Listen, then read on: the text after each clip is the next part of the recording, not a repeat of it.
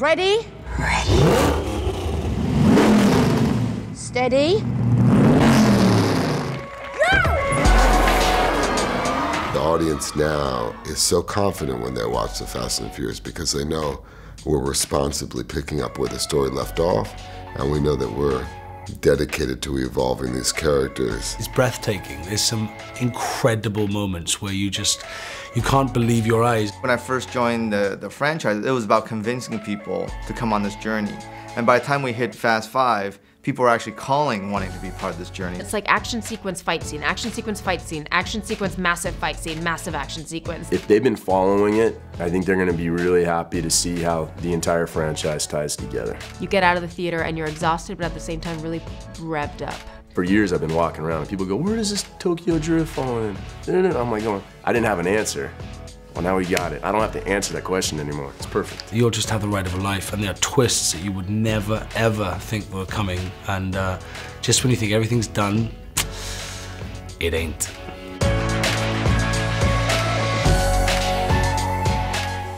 Now, the last time I sat down with Vin Diesel and Dwayne Johnson, or Mr. The Rock as I like to call him, it was on a beach looking out over the sea in Rio de Janeiro. Clearly things are different this time round. We're in London, so what's going on? We find our characters resting on the laurels of their accomplishments, their big Rio heist. Things are good, they got all the money in the world. Hanging out, enjoying the fact that they've made $100 million and they're just chilling. But they're kind of captive. Okay, so here we got all this loot, but we can't go anywhere.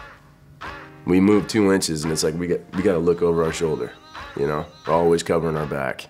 And then Hobbs shows up. It wasn't that hard to find you, Toretto. Wasn't hiding. And asks Dom for help because he needs to take down these bad guys. Last week, a team of highly coordinated drivers took down an entire military convoy. Criminal mastermind who they basically can't catch. His name's Owen Shaw. We talking vehicular warfare. We've never seen this before. The good guys are only as good as the bad guy is bad. Period. This code you live by is about family. It's the very reason you weren't even in the game. He also has Letty. This was taken a week ago. Who most of family, you know, Dom's team, thinks she's dead. It's impossible. And if there's anything that's gonna get them out of hiding, it's Letty and bringing one of their own back home. I need your help, Dom. I need your team. And the thought that this person may still be around, I mean, that they've been hoodwinked, that they've been played, like, what? You believe in ghosts? And then they realize for the first time in their whole life, they have to think other than the money. They have to go and get her back. I'm offering you a chance to make your family whole again. You get us close to Letty and we'll get you shot. With that news come all of these repercussions and all of this massive action.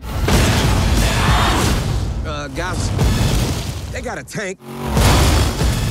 Damn. Now it's all a matter of just realizing it, making it work at all costs. Doesn't matter. Maybe the Letty we once knew is gone. You don't turn your back on family, even when they do. I was traveling around Europe to see which city might be the partner for Fast and Furious 6.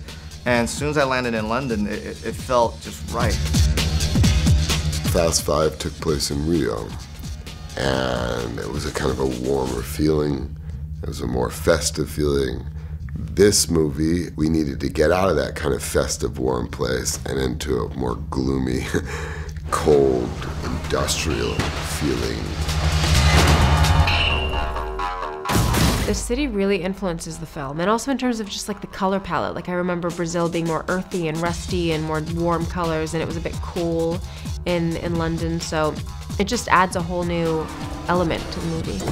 I think there's a great energy in London. I think it's representative of Europe in many ways, just because of, you know, London's participation in history.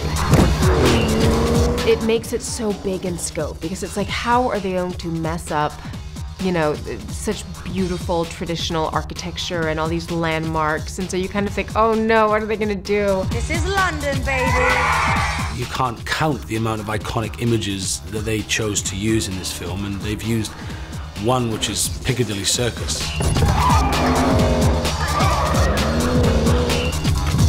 They shut down Piccadilly Circus. When we shot that scene when Dom and Letty chase each other up Piccadilly, around Piccadilly Circus and down the Haymarket, they had 2 minutes every hour to shoot that over a night. I went down to watch. I was mesmerized that, I knew how big a deal to shut down Piccadilly. We're only the third movie in history to actually do that. Just like old times. This is a powerhouse of a city, right? And so now here we're trying to create the most badass villain that we've ever had to face before. Let's make him English, I mean, I could get deep with it, but ultimately, at the end of the day, I think, it's just great scene, and you got a cool, sexy crowd to exploit. You know what I mean?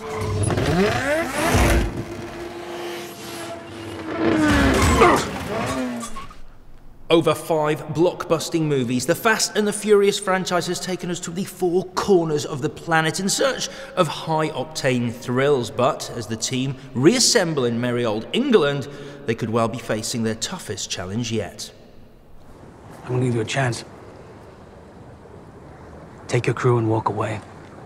That's the only way you're gonna keep your family safe. Luke Evans, hello, how are you? I'm very good, how are you? Yeah, I'm good, thank you. Yeah, thanks for having us down. Well, welcome. This morning. Now, you are a brand new face to the Fast and the Furious series. What can you tell us about Owen? Owen, well, he is, it's the first time they've had a proper archetypal villain in the franchise for a start. So that's the first thing, he's ex-military, ex-SAS, special forces. He has a very specialized background. He's been trained to a very high standard, very intelligent. He's basically turned bad. He hijacks military components and technology that he then sells on the black market and makes a huge amount of money and makes cool cars like this. Currently, arguably the biggest action franchise in the world, the Fast movies. Yeah. How does it feel to you joining this series of movies? You do feel like you are joining a huge, mammoth-sized action franchise. You really do. It's nice to join it at this point as well, because I think it's really reaching its pinnacle, and there's such classy action films. I mean, Fast 5 for me was breathtaking. I mean, some of those sequences were just incredible, and Justin knows that he's set the benchmark very, very high, and this one has to match it and surpass it. And, we've got some things designed in this film which are just, I don't know where they come from, but they work. This actually does what it says on the tin. It was designed to flip cars off the road, and that car there actually did the job, and I've driven this car. I mean, it does everything. It's not a fake, it's real, and that's what's so good about this franchise. So when you went, right, look, I'm on board, I'm joining it. I remember the last movie, set in Rio. Were you expecting exotic locations, sunshine, and then when you said, so where are we filming first? London.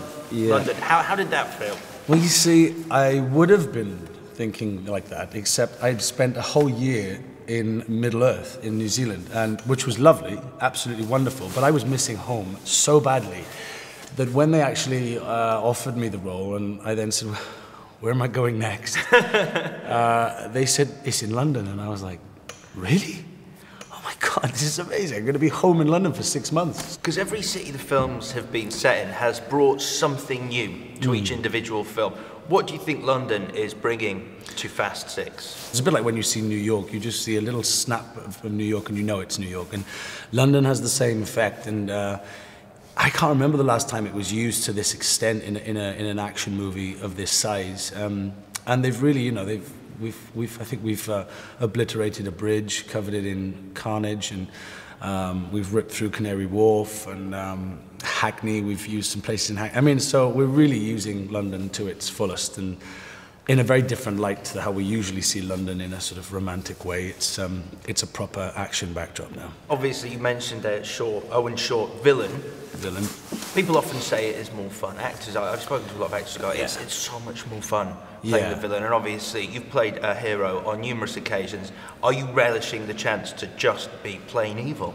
Yeah, basically. And I remember reading the script and thinking, God, they actually, because I don't play villains often, But you realize that they do actually often have the best lines, and they say the nicest things, and they end up, well, in this one he ends up with one of the hottest girls, and he has these fast cars. And yeah, there's definitely a good villain. A well-written villain is probably as fun to play as anything else you'll ever play. Yeah, it's great. Fantastic stuff. Mr. Luke Evans, always a pleasure to see you, sir. Good to see you, man. Take care. This code you live by makes you predictable. In our line of work, predictable means vulnerable. I can reach out and break you whenever I want. Now, normally, when I get invited to the set of a major movie production, it involves a lot of travel to exotic locations, which, to be perfectly honest, can get quite tiring. So for this one, I said, look, Vin Diesel, if you want to chat, you come to me. What is it with you? What do you got, a death wish or something? That's what it takes. I just want to race. Might lose your car. Let's do it. Mr. Vin Diesel, as always, a pleasure to see you. How are you? Good to see you, Alex. Good stuff, man. So, here we are. You're back. Like, Fast 5 turned this into the biggest action franchise in the world right now. Dom is back. He pulled off the biggest heist he's ever done. And now, what's he up to? What is Mr. Toretto doing? Now it gets tricky. Because now Dom kind of has to face the hardest thing he's ever imagined in some ways. The idea that everything he knows as truth is not. What he accepts as reality is not reality. And that there is someone in the past that is going to force him to grow. And that growing he's doing here, right, in London? Yeah. I gotta say, Alex, and you'll appreciate this, I love London. That's awesome. Tell me why. Tell me what it is London. about this city, because I think a lot of the cities that you've shot in this series have influenced, like, the films in some way, the character of the place. Okay. Would you say? I would definitely say that. There's something special about London. Something personal. As you know, Saving Private Ryan was the first film I had ever done. First time I was ever paid as an actor. And all that happened here in London when I was a New York City kid that had never dreamed of ever going beyond the Hudson River. And I was here at the Hatfield Air Base Center shooting Saving Private Ryan with Tom Hanks and this very, very, very, very passionate director, Stephen. So to come back 15 years later with a monster of a film like this felt good in a lot of ways. The talent here is exceptional. I think that this film will profit from all of the talent in the crew here. The talent in the cast that we pulled from here. Luke Evans has just done an incredible job, and we're really proud of him. There's a certain kind of coldness that the sixth film, the sixth chapter, needed. We came out of Rio, we came out of a very warm environment. The world isn't just Rio. The world has its, other places like London that are direct contrast with the Rio. And I think that makes for good filming. Certainly a lot colder. And a lot colder. Because the last time actually we sat down together was on a beachfront in Rio. In Rio, that's right. Lovely hotel. I don't know if you remember this. I do remember. Well, I remember saying at that point to you, I was like, hey, listen, why don't you set the next movie in London? Now, all I'm asking here, Vin, is your permission to sort of walk around, just my friends, like no one important, and go, yeah, the reason it's set in London is because I told Vin that he should do it in London. The reason why it's set in London is because Alex told me that it should be in London. And I acquiesced quite readily, if you want to know. Vin, it's always a pleasure seeing you. Always Thanks, good to see you, Alex. Good to see you. I got to get my London garb on. I did some checking, asked around. Got the location of a street race tonight.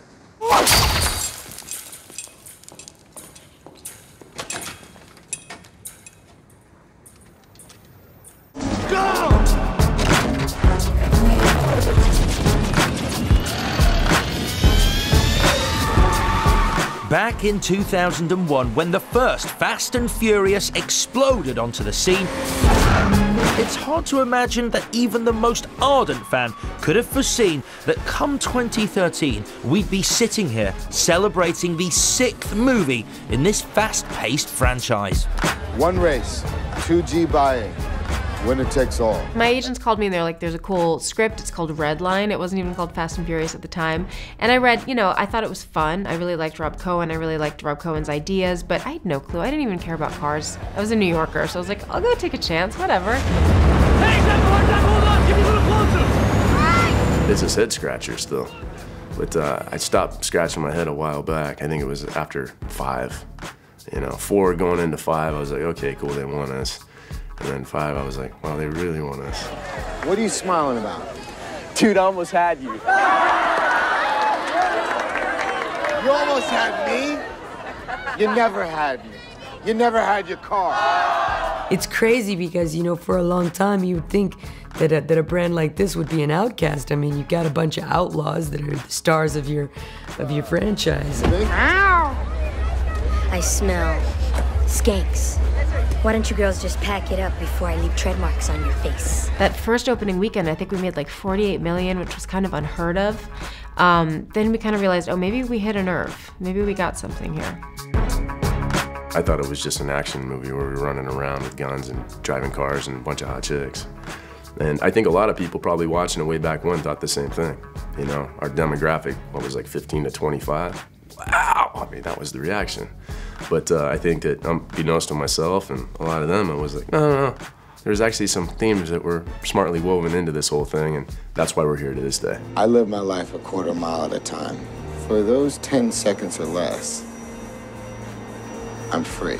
How could you not have fun? You get to hang out with really cool people that you've enjoyed over the years, and you get to go to the most amazing locations. I mean, it's like a paid holiday, really. It's a job at times, but no, I do have a lot of fun. I mean, come on, what do? I show up, I drive cars, I still play with guns. I mean, it's like, I never have to grow up. I get to do stuff that we fantasized about as kids, you know? And I've been doing it for 12 years. Ask any racer, any real racer. It don't matter if you win by an inch or a mile. Winning's winning. Now, Dwayne Johnson was a late arrival to the Fast and the Furious world, having joined in just the last movie, but he has followed the tire tracks to merry old England. And if you think, I'm going to be the one to tell him, we drive on the left over here, think again. The crew we're after, they hit like thunder and disappear like smoke. You going alone? You won't ever touch them. Been chasing this guy across 4 continents and 12 countries, and believe me, the last damn place I want to be right now is on your front doorstep selling Girl Scout cookies. Dude, it's great to see you again, Dwayne. Good to see you again too, man. I'm doing great. Look at the size of your arms, man. You're inappropriately dressed again. It's so hot in here, and you covered up. Yeah, that's right. I'm only kidding. To everybody out there, it is really cold in here. Luckily, I have a heater right here, so he's appropriately dressed. I am in the spirit of what I like to do, showing off. Is what's called showing off. Are you bigger than last time? Are you bigger than Fast 5 now with these arms? I am. I'm bigger and I'm better looking. So you showed up in Fast 5 as like the ultimate Took badass. over is what it's called. Kicking ass and taking names. Yeah. And Hobbs is back. What's he doing this time? I did nothing. Just hanging out. We're going for a different feel. He's just in the back of a van. Yeah, tea and biscuits and all that. We introduce new characters and we introduce new bad guys because there's always bad guys. They're always doing bad things. Some great bad guys who are very formidable. In order for me to catch these guys, because it's what I do, I catch the bad guys. I have to enlist the help of Dominic Toretto and his crew. And I do it in a way very Godfather-esque, where I make him an offer that he can't refuse. Every city that this series has been in has brought something to it. Now, what has London brought to this movie in particular? I mean, does Hobbs have a fish and chip supper at some point? He does, yeah. He has tea with the Queen. It's always very interesting because she's a great woman. Yeah, lovely. Very funny. hell of a sense of humor too. Loves my tattoos. I think for me personally, and I think as an actor though too as well, there's just such great rich history here in London that anywhere you shoot anywhere exterior, you get a great piece of London where there's great history. You know, it's great because the way London is built is there's not a lot of room for bigger automobiles that you have. And my automobile, the Navistar, is about a 20-ton plus ridiculous vehicle. So to have that in the streets of London is a lot of fun. And I know the Londoners appreciate that.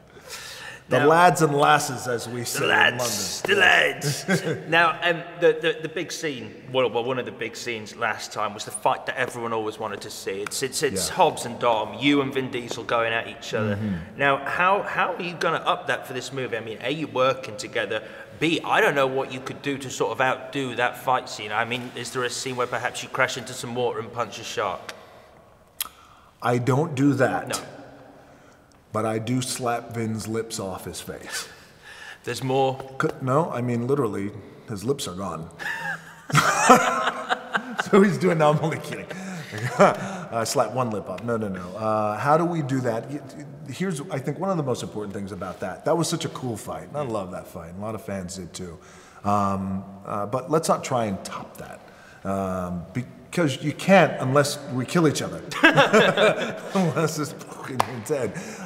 So now the challenge is introducing new bad guy characters that are formidable characters, that are viable, and are built up nicely in the movie. So when we all do fight at the end of the movie, it is a big fight. And I can tell you now, because we've been shooting it, this final action sequence is a massive action sequence that has myself, Vin, but it has every character in the movie in this massive action sequences, and on top of that, a massive Antonov Russian plane that can or cannot be going down. Maybe not, without giving the story away, but it's going to be a hell of a sequence. Fantastic. Dwayne, always good to see you. It's a pleasure, man. Thank you so much, man. We've graduated to a whole new level.